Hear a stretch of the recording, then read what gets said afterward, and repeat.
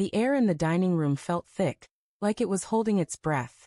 My fork trembled against the porcelain plate, scraping a faint, grating screech that made my teeth clench. Across the table, Elise's eyes flickered to mine, her smile tight, her fingers curled too tightly around her wineglass. The chandelier above us cast jagged shadows on her face, and for a moment, she looked like a stranger wearing my wife's skin. I forced a grin, my heart hammering so loud I swore she could hear it. Tonight, I'd play her secret chats for our guests to hear. Tonight, I'd unravel her lies.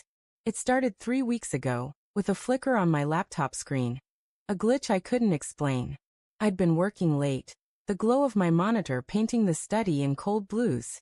Elise was asleep upstairs, or so I thought. The cursor moved on its own, a ghostly twitch, opening folders I hadn't touched.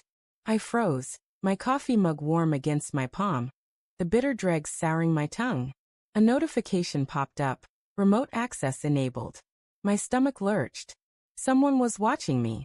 I scanned the room, half expecting to see eyes glinting in the dark. Nothing. Just the hum of the house, the distant creak of pipes, and my own ragged breathing. I didn't confront her right away. Elise had always been private, her phone locked, her laptop password protected.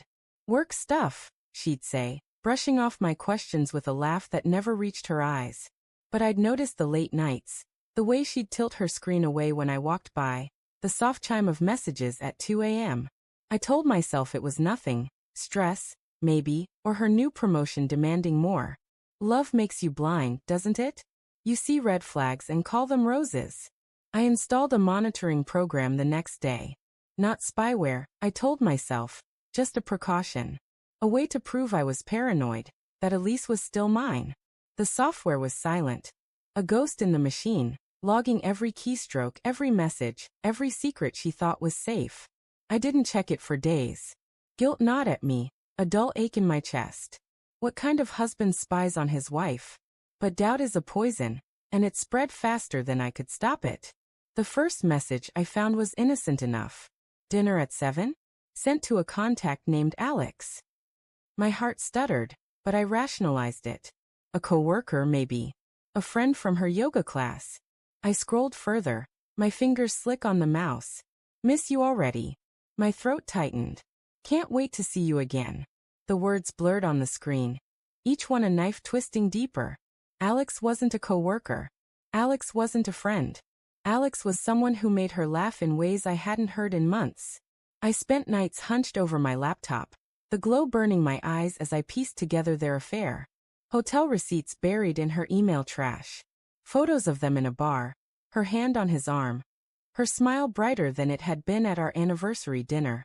Voice messages, her voice soft and intimate, promising things she hadn't promised me in years. Each discovery was a punch, leaving me gasping, my chest hollowed out. I loved her. I hated her. I wanted to scream, to beg, to burn the house down just to feel something else. But I didn't confront her. Not yet. I needed proof she couldn't deny, something that would strip away her lies and leave her bare.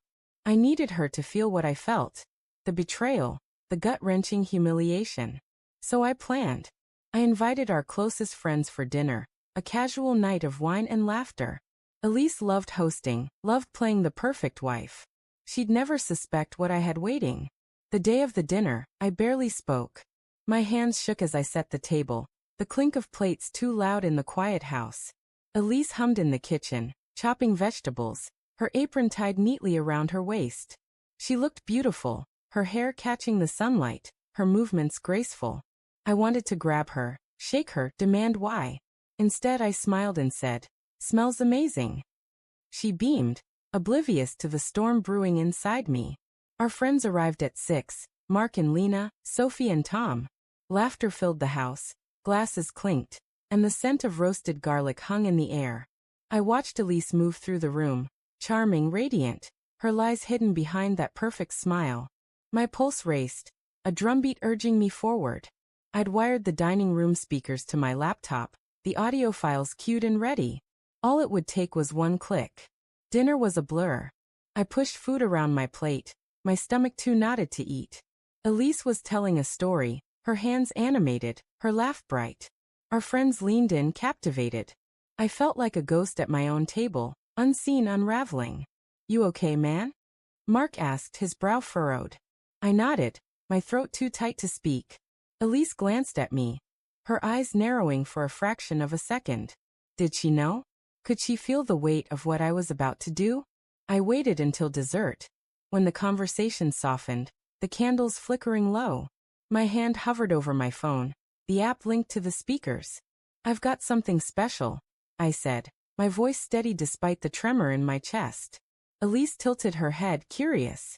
Our friends smiled, expecting a toast or a playlist. I pressed play.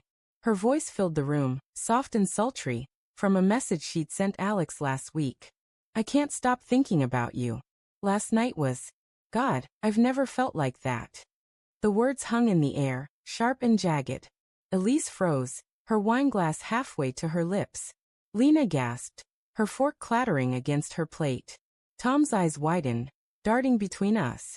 Sophie whispered, "What the hell?" Another message played. He's clueless, Alex.